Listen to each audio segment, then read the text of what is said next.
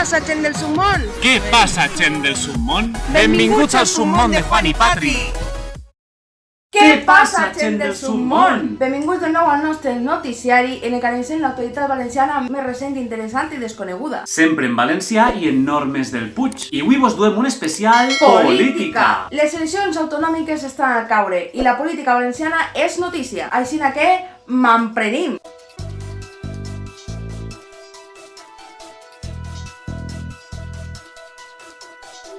Comencem parlant sobre les eleccions autonòmiques valencianes, que estan previstes per al mes d'abril de 2023, un mes després que les espanyoles. La senya més distintiva, segons els sondejos fets per l'empresa d'enquestes S&M, seria la victòria d'una possible coalició de dretes composta pel Partit Popular, el PP, Ciutadans i Vox, la qual governaria per apenes uns pocs escans, convertint-se en el primer govern de dretes i centre des de 1995, quan el Partit Popular governà junt a Unió Valenciana. Una altra senya important seria la desaparició de Ciutadans, el qual no ha parat de perdre vots des de 2019, aplegant a perdre en alguns casos al 90% dels seus votants, i la desaparició de Podemos Unides Podem, el qual ni tan sols tindria representació en el govern autonòmic valencià, absorbit principalment per la coalició Compromís i el Partit Socialista del País Valencià, el PSPB, i és que el pacte del Botànic pareix aplegar a la seva fi, pel desprom que Compromís du a nivell autonòmic i la pujada del PSOE. Igualment, la desaparició de Ciutadans i Podemos podria ser beneficiosa en el repart d'escans per a ambdós bandes, ja que, en ser major el número de vots, optarien a més escans. Finalment, toca parlar de l'impressionant ascens de Vox, el qual duplica el número de possibles votants. I lo que és més, els seus votants se fidelitzen, aplegant el 98% dels seus votants a afirmar que tornarien a votar a Vox, convertint-se en la tercera força política, siguent València la segona comunitat autònoma en més afiliats a d'este partit. Inclús s'ha aplegat a una curiosa situació. El 20% dels antics votants de Podemos ara votarien a Vox, demostrant un canvi ideològic radical que, segons fonts periodístiques, demostra que els votants de Podemos només són gent cabrejar en el sistema. Els demés partits apenes sumarien un 2% dels vots, per lo que no optarien a escans, incloent-se els xicotets partits valencianistes, que continuen sense trobar la tan desitjada unitat, mentre Vox s'apropia del seu discurs per a la defensa del valencià i de la cultura valenciana. Encara que el govern espanyol podia adelantar les seves eleccions al 2022. Una estratègia similar a la de les eleccions autonòmiques i municipals de 2019, per a desfogar a la gent i aconseguir una victòria per a l'esquerra. Parlem ara d'elles, perquè les enquestes donen senyes molt importants. Programades per a maig de 2023, en este noticiari especial política parlarem només sobre les tres capitals de província valencianes. La ciutat d'Alacant li donaria la victòria a la coalició del Partit Popular i Vox, mentre Ciutadans perdria la meitat de vots. En Castelló de la Plana, en canvi, guanyaria el PSPB, mentre que Compromís i Ciutadans perdrien la meitat de vots. I al igual que en Alacant, els votants de Vox se duplicarien. Finalment toca parlar del Cap i Casal, on el partit més votat seguiria sent Compromís, per la fuga de vots d'Unides Podem. A pesar de tot, el vot al Partit Popular se mantindria, i Vox, al igual que les altres capitals, duplicaria els seus votants. Això faria que la ciutat de València se disputara entre dos blocs d'esquerra i de dreta, per un sol regidor. I les sorpreses i suposicions no paren. Qui se presentaria a l'alcaldia per cada partit? Encara és un misteri. Francesc Camps, expresident de la Generalitat Valenciana i fundador de l'ABL, podria presentar-se com a candidat pel Partit Popular per l'alcaldia de València. Les enquestes també revelen que l'actual alcalde Joan Ribó seria qui més probabilitats tindria de ser retriat, a pesar de tenir un recolzament i un rebuig quasi paral·lel per a la societat valenciana. En el probable cas de no presentar-se a la reelecció, uns possibles candidats serien Joan Baldoví, actualment diputat de Madrid, o Mónica Oltra, vicepresidenta de la Generalitat Valenciana. Estes senyes són només sondejos, no són xifres definitives. I encara que tot per l'aire, respecte a qui se presentara i a què o quan se faran les eleccions. De moment comentamos, què te pareix el desplom de Ciutadans? I l'ascens de Vox? O la sorprenent xifra de votants de Podemos que ara votarien a Vox? Subscriu-te al canal per estar enterat de les notícies valencianes més interessants, especials i desconegudes. Compartix este vídeo en tot el món, Però sobretot,